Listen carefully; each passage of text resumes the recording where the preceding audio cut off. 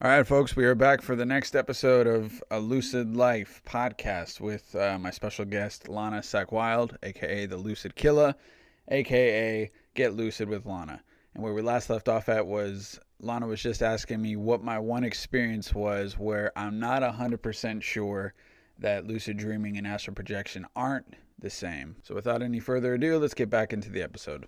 So what was the one that tripped you up that you Okay. were like, what happened? So I wish I had gotten, it's written down somewhere in my one of my dream journals, but I can remember some of the specifics. So I'll just so this was around the time when this was before Fidel left. For those that don't know, Fidel is my 90+ pound pit bull who left his body 208 days ago. He's the first face of my Mount Rushmore that makes me who I am today. I evolved into who I am today because I met that dog. That's what I believe. So he's the first thing. Lucid dreaming would be another thing. But in terms of the faces, you already know Fidel, Joe Rogan, Michael Jordan, Kobe Bryant. Those are the things that shape me into, those are the people, beings that shape me into who I am. So this instance was taking place after I had found out that he had cancer. So I knew that my time with him was limited, but it was before he actually left his body. I don't remember it off the top of my head when it was, but it was within the past year for sure. So I become lucid at one point, and when I become lucid, I remember being outside. It's daytime. I'm like surrounded in a very, very open setting. And have you ever seen Avatar? Yeah, I love Avatar. Okay. So do you remember like the floating rocks in Avatar? Like they're going, the humans are like trying to find like some I want to say it was like oh God, what were they trying to do? Or not the humans that were helping the Navi were trying to escape from the human specific people, and so Yeah. they had to go to like these floating rocks that made it to where like electromagnetics, radar and stuff no longer works. So they were like hidden in Yes, like yeah. anyway.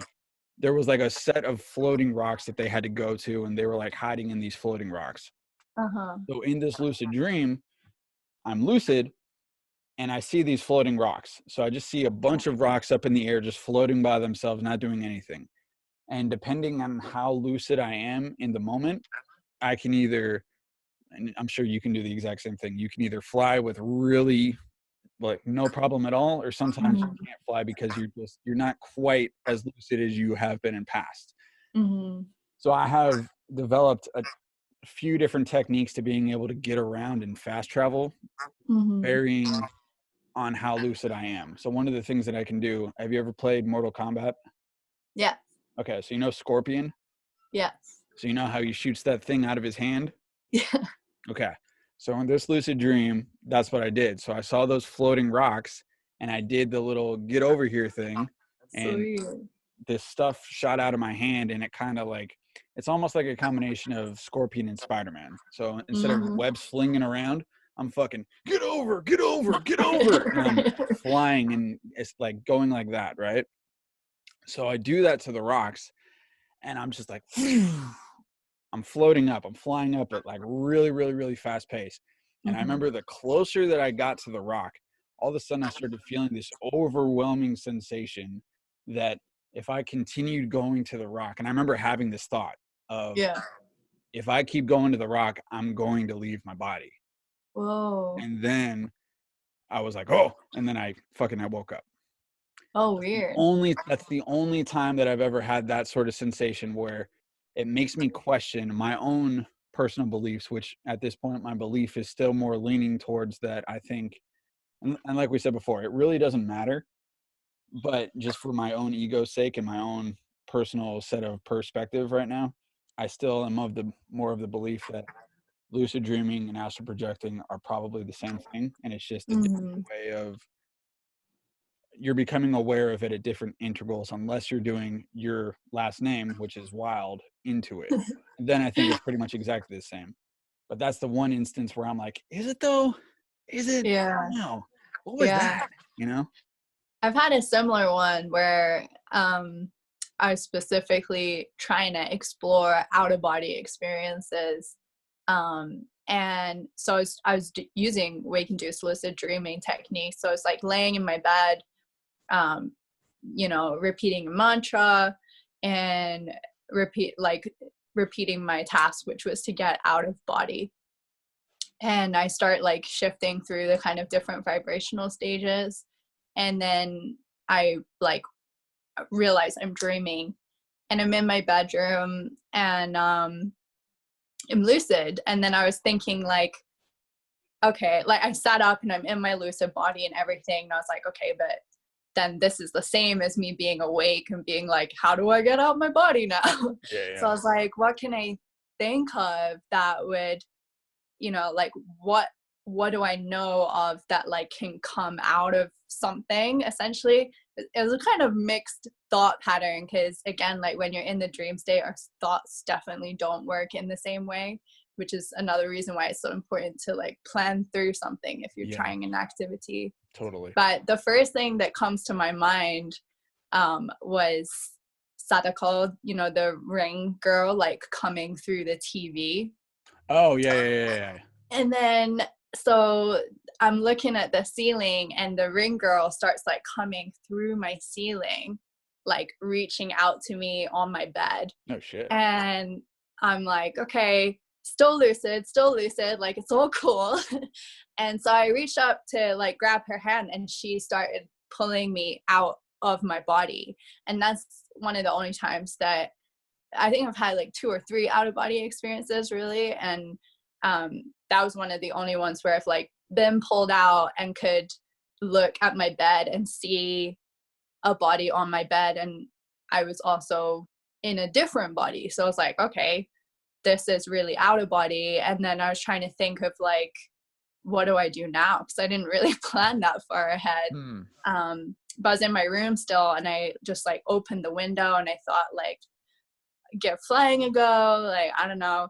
But then there's just this like fear swept over me of, I don't know, it felt different to a lucid dream. Like in the lucid dream, I'm not worried about any of that shit. Like, well, what if I just jump out my window and I die or whatever? It felt much more similar to like waking state fears and ego and all of that kind of thing. But that's kind of was one of the confusing experiences for me comparing the two.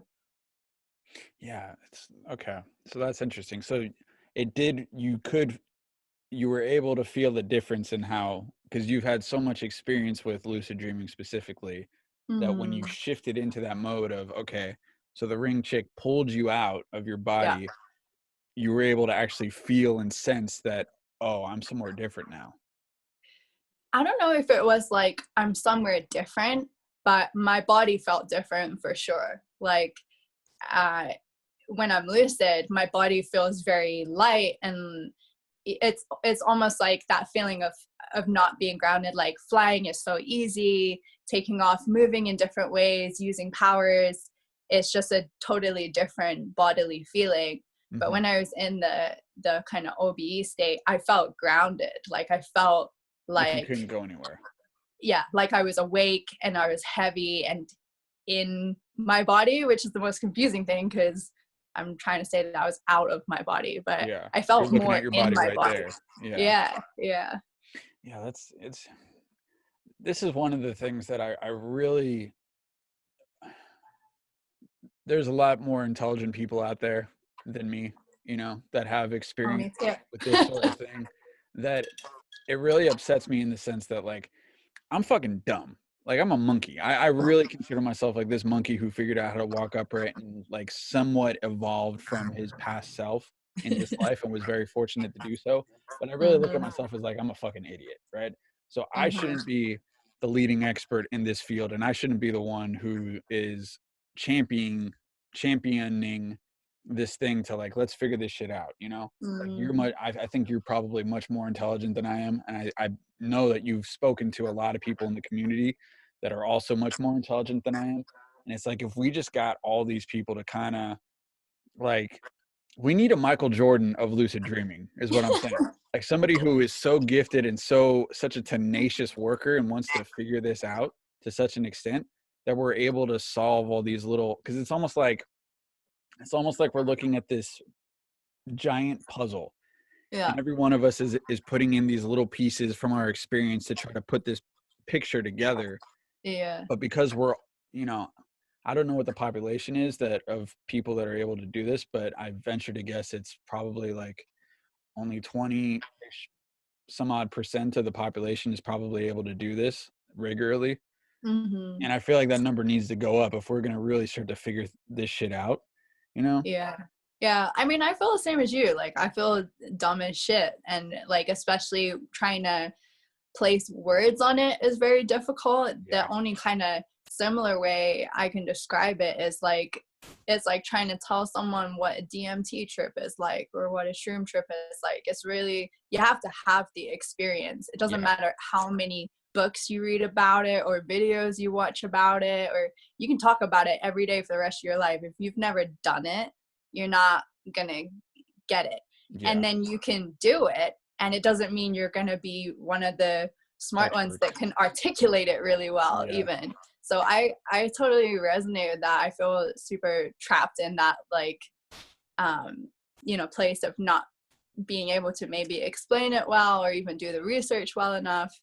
But I think the Michael Jordan, the Kobe Bryants, the Joe Rogans of Lucid Dreams are walking among us. And I wouldn't say it's not me or you or any of the people that we know. And I think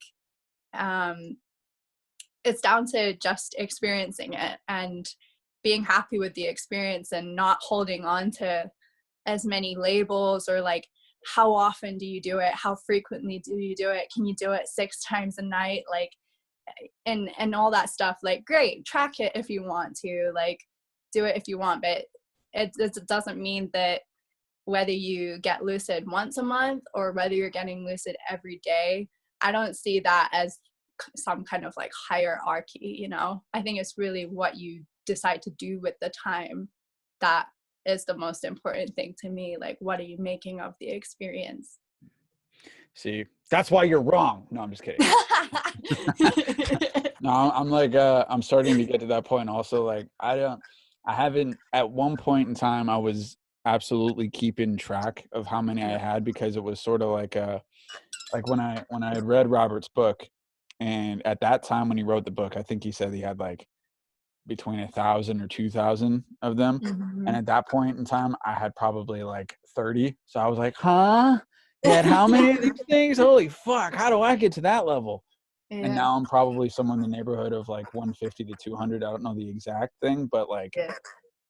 at the end of the day, I kind of am leaning and evolving into that mindset of like, it doesn't really matter what your number is. Like, it's all just Uh-uh. experience. It's all just, you Yeah. do what you do with it or you don't, and Yeah. the fact that you're experiencing and having these things happen is what's important. It's not the number of times that you've done it. Mm-mm.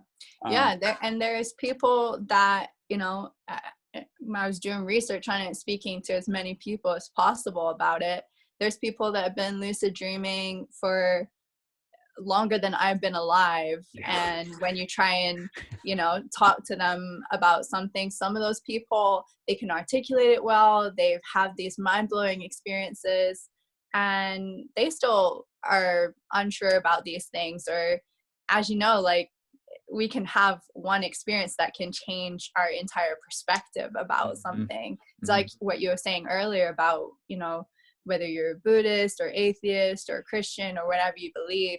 And I've kind of been delving into that kind of stuff as well, because doing the work um, in the lucid state with, connecting to people who have passed on, I felt pretty atheist. But then some of the experiences that I've had, like connecting with people who have passed on, and it really doesn't feel like anything to do with me or my consciousness. I have no control over their being. They're totally different even.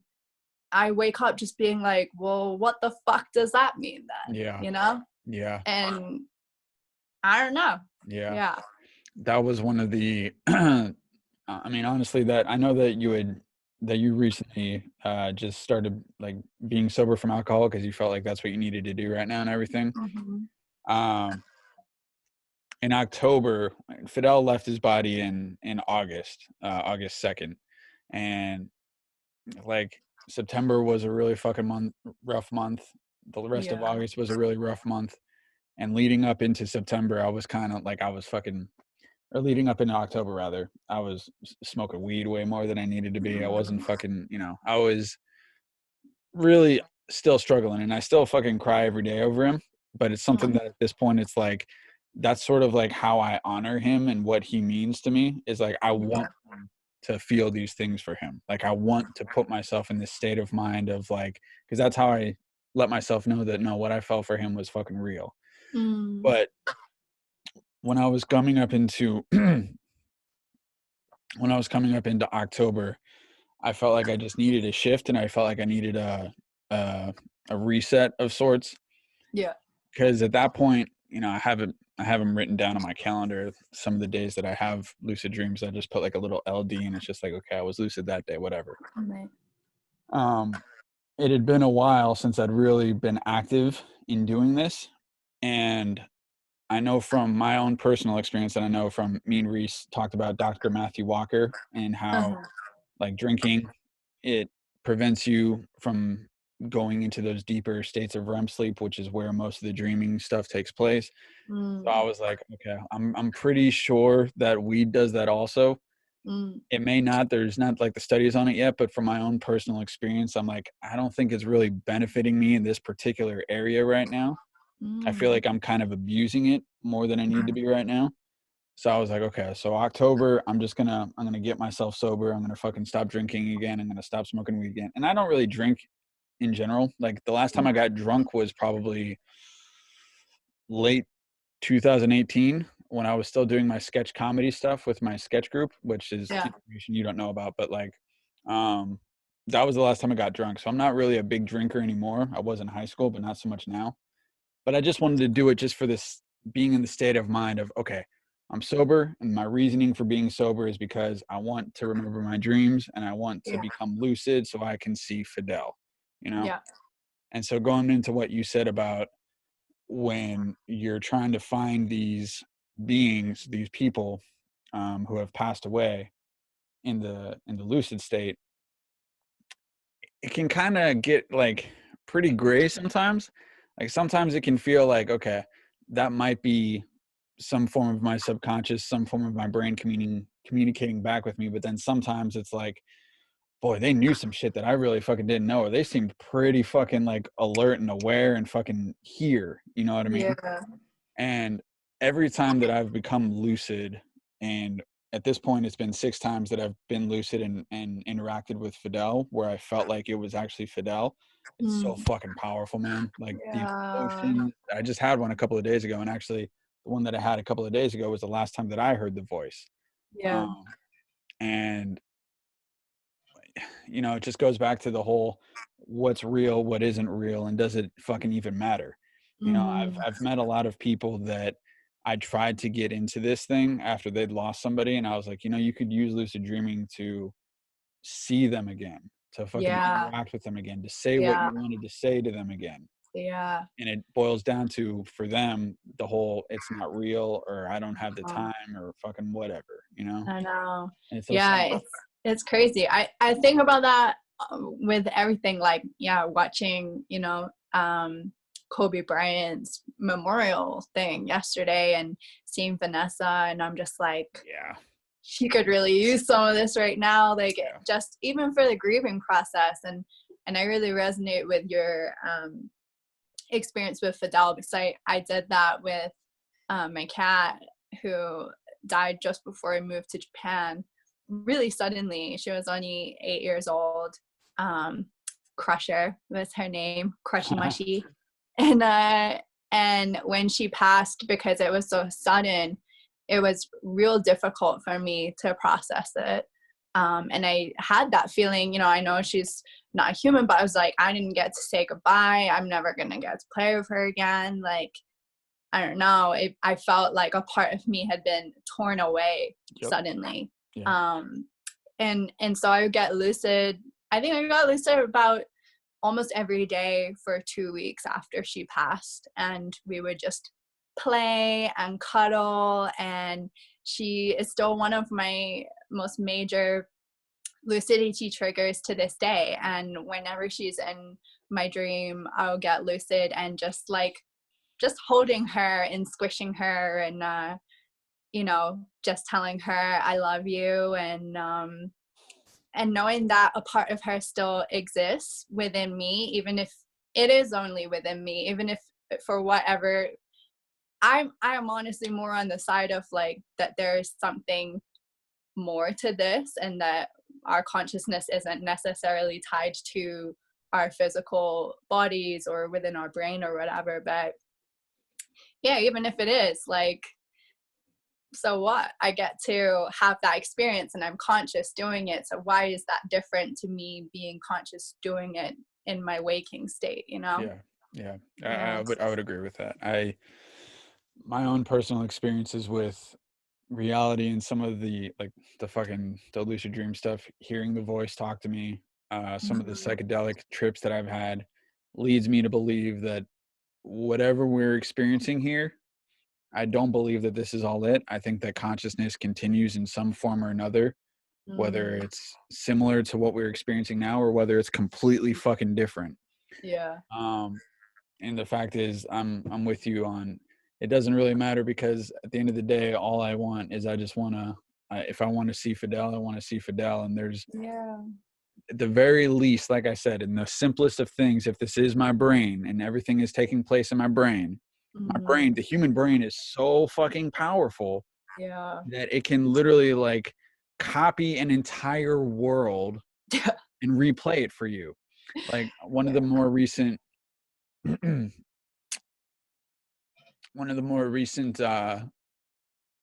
lucids that I had with Fidel, he wasn't physically there, but it was like I was at my old house and I had another dog before him that had passed a few months before I actually found him, or before he found me.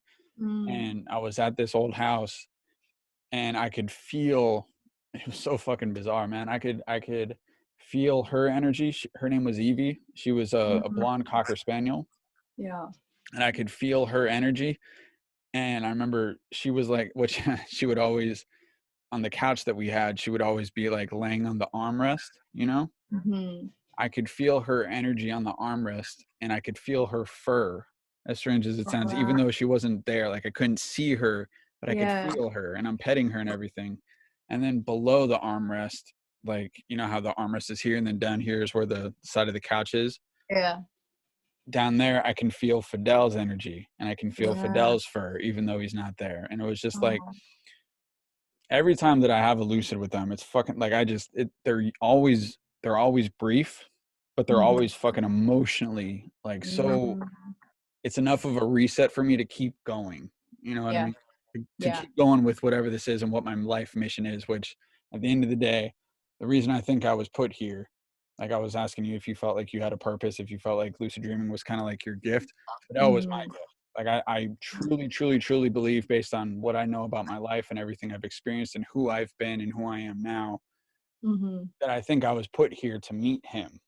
And the most recent edible experience that I had, which, you know, it was, yeah, we're going to go there real quick. The most recent edible experience that I had was actually in November. Let me look at my calendar here. Hang on. And it was like I'd successfully did the sober October, so I went through the whole thing without anything, and I was like, okay, I feel fucking good. Like, you know, Damn, I feel congrats, like, dude. yeah, it was, you know, I'm the Michael Jordan of addiction, so I'm like, I either do one extreme or the other, but my personality is very Totally same. yeah. And so I did the edible experience on November 10th. On November 10th. What kind of edibles? Like, what amount are we talking? Okay, so so I got them. So in California, everything's legal now, but I still have my medicinal card just because it ends up being cheaper for doing that. So what these was they're like these little chocolate bars, and in the bars there's like 10 little or 9 squares. Each one of those little squares is a serving size. So it's like 10. I want to say that each of those little squares is 10 milligrams. So altogether it's 90 milligrams. I had, after being completely sober for a while, and you know from experience that edibles is a different game than just smoking weed. Oh yeah, different level. time. But so after being sober for that entire month, I had 1.5 of those things. So the serving size and the recommended dosage is 10 milligrams. So I had about 145 or so milligrams. So I had a full one, and then I broke one in half, and it was one of those things that very much like shrooms, where you're waiting a while, you're waiting for it to kick in. Man, I don't feel anything yet. I think it's not working. I'm just gonna take some more, you know? Yeah. And I had this moment that I will never fucking forget, where I go back to my fridge and I grab it and I take it back and I eat. So I've had one bar at this point. Yeah. So I go back and I get it. I break it in half. I eat the other one. And I'm like, okay, now I'm going to do the other one. So at this point, I'm thinking that I'm going to have 2 full bars and the dosage is just 10 milligrams, right? Mm-hmm. And I'm putting it up to my mouth. And as I'm putting it up to my mouth, I have this voice pop in my head that says, "You're done. Put it down." And I'm just like, oh, okay. All right, I'm done. So I put it away. Very important voice. Very important voice. Yeah, yeah. And specifically, it came from the left side of my brain, which if you heard the podcast already, I have a very profound respect for the voice that I hear on the left side versus what normally is talking on the right, or what consistently was on the right. But so the trip, starts happening, and I fucking, hang on. You know what? Give me a second. I actually texted somebody basically the trip, because it was such a profound fucking experience that really solidified my belief in why Fidel is like the first face on my Mount Rushmore, like why he is the most important thing to me. I wish I had such a profound experience in my fucked up trips. I had a nightmare edible experience this week. Like finishing up work, had my edibles on the table. I'm just gonna tell this filler story while you're finding your text. Had my edibles on the table, and I bought these ones actually that I have here. They're like, I don't know if you know these or you have them in Cali. They're saying they're 10 pieces, 10 milligrams THC in each piece. But they taste like Sour Patch Kids. They're fucking delicious. And I put it out on the table. I was finishing up work like around 5 o'clock. And I was like, oh, I'll eat one now. We're going out for dinner at 6:30. I'll be good. Then gets to like coming up to 6 and I'm finishing work. Look at the packet and realize that I've just been eating these things, right? So I'm like, I've eaten at least 3. And as far as I can like consciously kind of remember, so I was like, oh, that you can remember, yeah. Fuck. Like the stuff you can't remember is just you shoveling it all in, yeah. And I was like, oh, I'll be cool. But it basically ended up with me like going to this meal with one of my other house friends that he met in Japan and his new girlfriend. And so it's supposed to be this nice meal of us meeting them. And I'm like at the table in this restaurant, like gripping the edge of the table, like for my own kind of sanity of like, you don't fly away. Don't throw up. Look at this person. Now this person's talking. Turn your head this way. Nod in acknowledgement, like that kind of level. And I was just like, the meal will end eventually, like I'm gonna be fine. But I couldn't eat properly. I couldn't like swallow anything. I had like crazy dry mouth. I was like sweating. Edibles are dangerous. Yeah. It's definitely a different experience, man, for sure. It is definitely a roller coaster. I'm glad you got something profound. Yeah, some of the most profound experiences that I've had were fucking from edibles. So it's like you just got to respect them, and if you, it's one of those things, man. If you're brand new and you're listening or watching this and you haven't done them before, go easy, go slow. Make sure you do it in a place of trust with people that you explicitly trust. People that aren't gonna fuck with you, and preferably that have some kind of knowledge of what you're about to experience, so they can kind of like guide you, because you're in for a ride. But it can be a very good ride. It really all just depends on your mindset and everything. So, so leading up to this, I actually on September 7th, I had one of those left brain moments where at that point it was a month and 5 days after he left his body, and I was fucking like, the real visceral grieving didn't stop until like 120 days or so. So the worst of it was like, at this point I was still very much in the thick of it still. Yeah. But this thing leading up to the edible trip was on September 7th. So basically, I had a moment that gave me the same sense of perspective. So I was talking to someone about that. That's kind of filler. On September 7th at 6:29, I was once again crying uncontrollably about Fidel, struggling with the fact that I was continually going days and days further away from the being that I truly, truly believe was my soulmate, and had a very, very lucid thought come to my head from the ether. And that's really what I call, like, I call it my left brain, but I also Yeah. call it, like, all my good ideas. I feel like in all this stuff, all my creative shit, I feel like it doesn't really feel like they come from me. It feels like I'm sort of Like just catching. downloading. Yeah, like I'm Yeah. just catching some shit and holding on Yeah. to it, and I call those my ether thoughts. So my phone is filled with ether thoughts that I've gotten over the years. Uh-huh. But I'm crying, and I had a very lucid moment and a very lucid thought come to my head from the ether that said, I'll get to see him again in 6 years. And it was one of those things where it happened, it said it, and I heard it. And it was one of those things where I had to like stop everything what I was doing, like the tears stopped, and I'm just like, Yeah. what was that?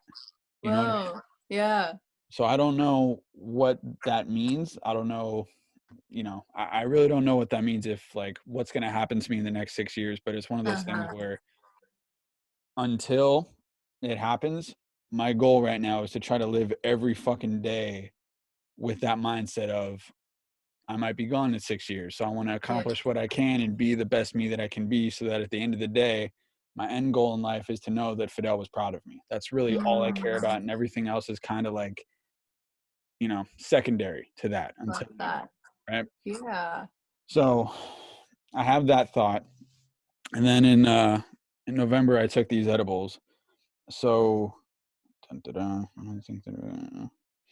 so someone's asking me like, okay, do you think that you're gonna die, or do you think like he could be reincarnated or what? And I'm like, in reality, anything is possible. It could be that. It could be that I meet another being that I have the same sense of fate and purpose, and I know, even though I've just seen you for the first time, I'm supposed to be here, right now with you. It could be that in 6 years I have a truly lucid dream where I truly feel like I'm interacting with him. And since September Mm. 30th, I've been sober because I knew the only way I have now of being able to truly have a chance of interacting with him via touch, via cuddle, etc., is by becoming lucid in the dream state. At that point, I've had 4 moments with him since doing that where I was truly me Yeah. interacting with him in the dream realm, as opposed to like my ego self in the regular Great. dream. Interacting with him in the dream realm, and 2 of those moments I got to actually physically touch and love on him. But the last one I Mm. have gave me some thoughts and feelings like I'm keeping him here in limbo. Oh yeah, so that's okay. Um,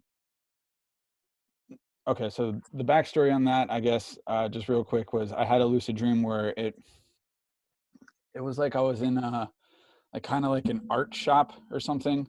Yeah. Like, you can't fucking. All right, so I'll show you real quick. We're going on an adventure. You ready? Okay, hold Yeah. on, Let's kids. We're going on a go. ride. Everybody, just fucking make sure you have your puking pills and everything. Okay, it's gonna be bumpy. All right, so I gotta lift up my laptop. Hold on. Right now, we're in my. Right now, we're in my. We're in your mind. Yeah, I'm in my mind. I'm fucking losing my mind right now. But we're in my walk-in closet, which I've converted into a kind of like sound Recording studio. studio. Yeah, You're one of those Harry Potter living kids. kind of. Yeah. So in this lucid dream, it was almost like I was in something like this. Like my laptop right now is on this fucking table. Mm. I have this TV, I have my light, I have, actually, can you see that? Yeah. That's Fidel. Mm. Yeah, that's his ashes. Um, Mm. but so I'm in this place that has like this workbench and like this table. And I remember there was like a bunch of art supplies hanging from like these kind of hook things, like from the Yeah. ceiling. And Fidel was behind me. And he looked he looked worse for wear in that one. He looked like he was still sick, and it looked like he had gotten worse. And so Oh the sense man. that I got in that lucid dream was that, and actually that one I spoke to the voice also, and I asked it, is this because I'm keeping Fidel here? And it said, Well, yeah, it said like I don't have it written down here, but I'm from what I remember was the feeling that I got was, yeah, he's looking like this because you're holding him here and not letting him just like do his own thing. Because I was obsessing about, I want to be lucid and spend time with you. I want to be lucid and spend time with you, as opposed to like letting it happen more organically, you yeah. know? Yeah. So I had that, and then I said, but what I'm choosing to believe and what it felt like in that moment is that I think when my time is that I think that's when my time will be up. So I'm trying every day to chip away at the debt I feel I owe to him and the universe for allowing me to be with him, so that in 6 years I'll hopefully be able to say that I've made him proud enough to where I'll be ready to leave and be back with him. And earlier Mm, this month I broke my, so this is the edible trip. yeah. Earlier this month I broke my sober streak for a day and had a weed edible that gave me another powerful moment. Long story short, while on the edible, I had thoughts coming to me about the whole, and this is going into the whole Reese thing. So the whole Yeah. semen retention, superpowers, and that sort of thing. While on the edible, I had thoughts coming to me about the whole no porn, no fap, how it could be, how it could, how for me, it could be like a superpower. And as Mm, these thoughts are coming to me, my eyes were closed and I could see this white orb in my mind's eye mm, move around in response to my questions and answers. And then I had this moment where it felt like Fidel was somehow talking to me through my body. And basically the sense that I got was that Fidel was that white orb of light because he is the light of my life. At one point during the edible trip, I was on all fours, like, and I have in quotate or in parentheses, you get kind of weird with your body on edibles. So, so I'm on all fours like a dog, and I asked the question in my head: is Fidel my soulmate? And my body started moving on its own, shaking from left to right. So like, shaking from left to right, and I got the sense of him shaking his head no.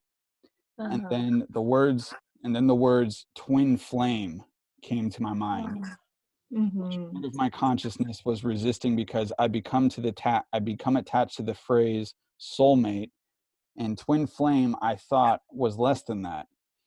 But as Hmm. that's happening in my mind's eye, I see this white outline going up and down, and I got the sense of Fidel nodding his head up and down as if to say yes to the phrase twin flame. Oh. Out. I wake up the next day and Google the phrase twin flame, like twin flame versus soulmate, and find out that twin flame is actually what my interpretation of soulmate is. So basically, what it is like how they describe it, how the Google, the interwebs describes it, is twin flame is like literally your other half. Yeah. So it's like your soul has been split in two and is being in this other being's body, right? Yeah. And when I read that, I was just like, oh fuck, and Yeah. it just became that much more real to me that like the whole topic of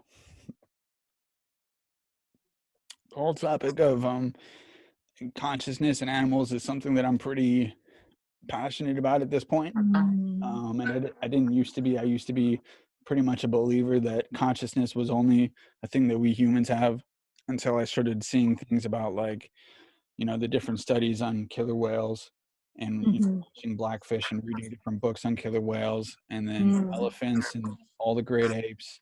Um, and I started seeing more and more evidence that humans aren't the only beings that have a sense of self.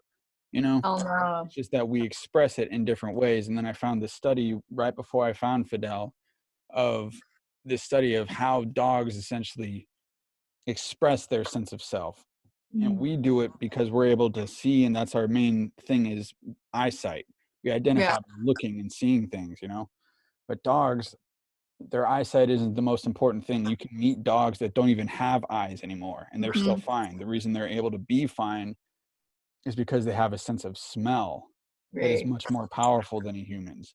And so they identify themselves by the sense of smell. So essentially, I'll Mhm. just very briefly, there was this study where this guy was like, he was taking these dogs for walks, and he was going around in like snow, and he was going around this track of sorts, and his dog would like go to where he had just peed, smell himself, and then just be like, I don't fucking care. But then he would smell other dogs that were there, and he would be obsessed with their smell. And so Right. by repeating that over and over and over again with different dogs, they were able to pinpoint, okay, so the ones that aren't interested at all and where they just smelled are identifying that that's me. I don't care about that. What's with these Uh-huh. other dogs? And so that's one of the ways that they've been able to kind of prove, in a sense, that not only do they like, people often get confused, and I've been guilty of this at one point in life, of confusing the term conscious or Mhm. consciousness and sentience. Like Mm. sentience just means that you're able to feel pain, you have emotions, you're able, you know what I Right. mean? Whereas So it's like consciousness, plants are sentient as well, right? Yeah. yeah, for sure, for sure. And that's another thing. That's another weird thing that we haven't really dove too deep in, is the fact that plants are now, we're now becoming more aware that plants might be conscious too and just express it in very different ways. So the whole Yeah. thing of like, okay, are you vegan? You eat plants, so that makes you better than everybody. Right. You eat meat, okay, so that makes you better. Like what can you do? Essentially, Yeah. we're just consuming consciousness left and right. Uh-huh. um but so yeah, I kind of lost my train of thought, but that was one of the things that, leading up to Fidel, is what allowed me to evolve into the whole idea that we're not as special as we think. Like Yeah. all of this shit is special, and we're Yeah.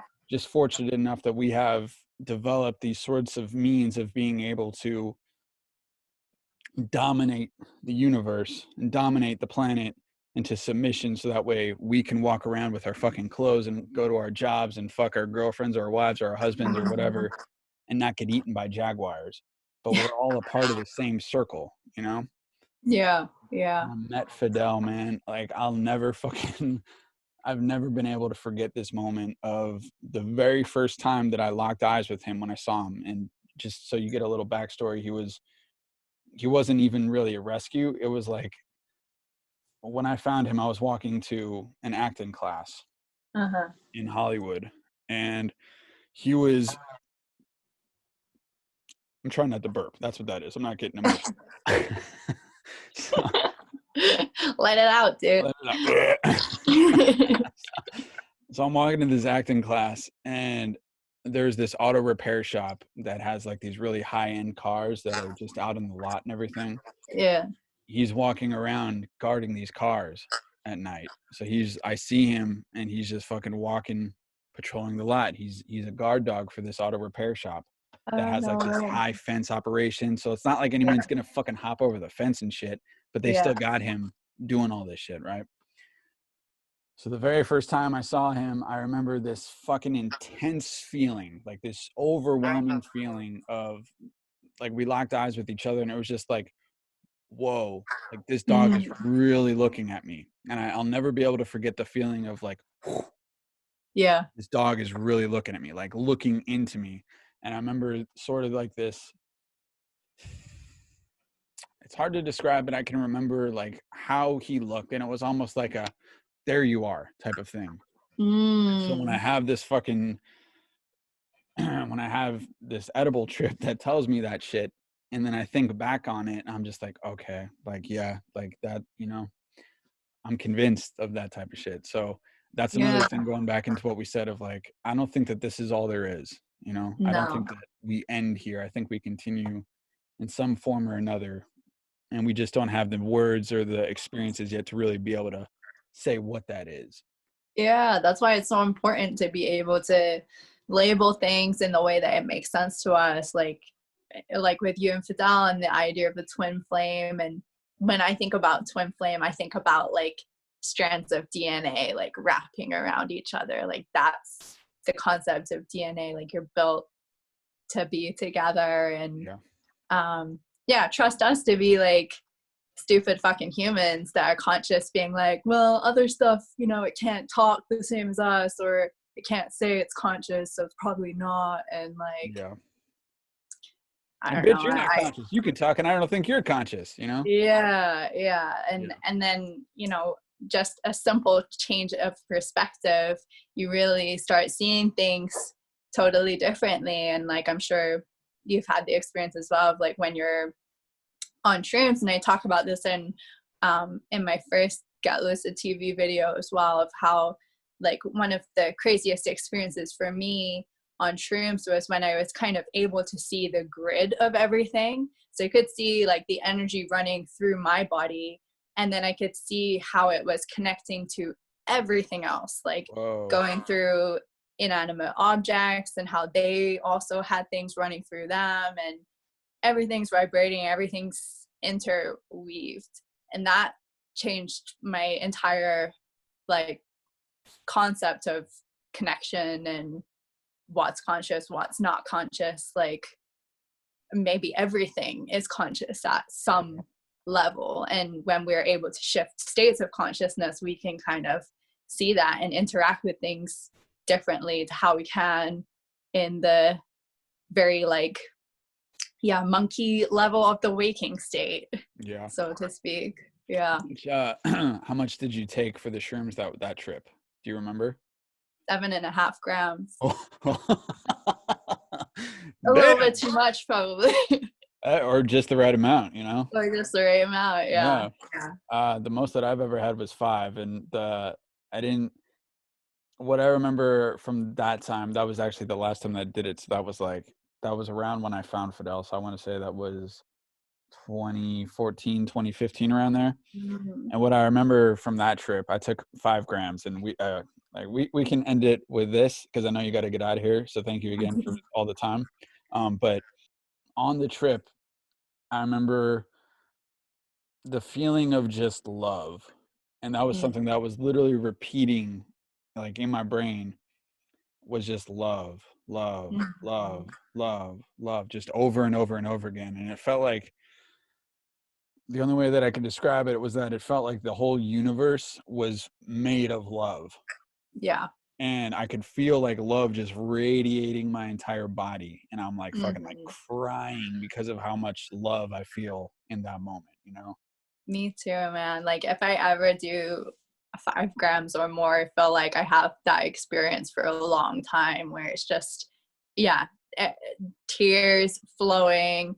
I'm almost like breathless I feel like my human self can't even comprehend like how much love there is to take in. Like it makes me breathless on shrooms to really, it's insane. And it's so beautiful. It really is, man. It really is. And I'm sad because I know you got to get out of here. And like I had said in our conversation on the chat, that I felt like we would run out of time before we ran out of conversation. But that can kind of be a good thing, because this is definitely something that we'll have to do again in the future. For sure. So do you have anything that you want to plug for the future audiences that listen to this? Social media, your show? Listen to my show. What is it? I'm just getting started with that kind of stuff too. I started up the show called Get Lucid TV, which is, I think it's under my name, Get Lucid with Lana, which is my business name. But yeah, the idea of the show is to be able to connect with other people who want to talk this kind of stuff, like talk consciousness, psychedelics, connection, like overcoming fears. I try and include resources in all my work for how we can better ourselves and get through this crazy human experience in the best way possible. Yeah, man. Yeah, one day at a time. One day at a time. Well, thank you, Lana. I really appreciate you being on the show. And I just want to say thank you to everybody for watching and for listening. And I hope you all have a great day. Take care. Bye.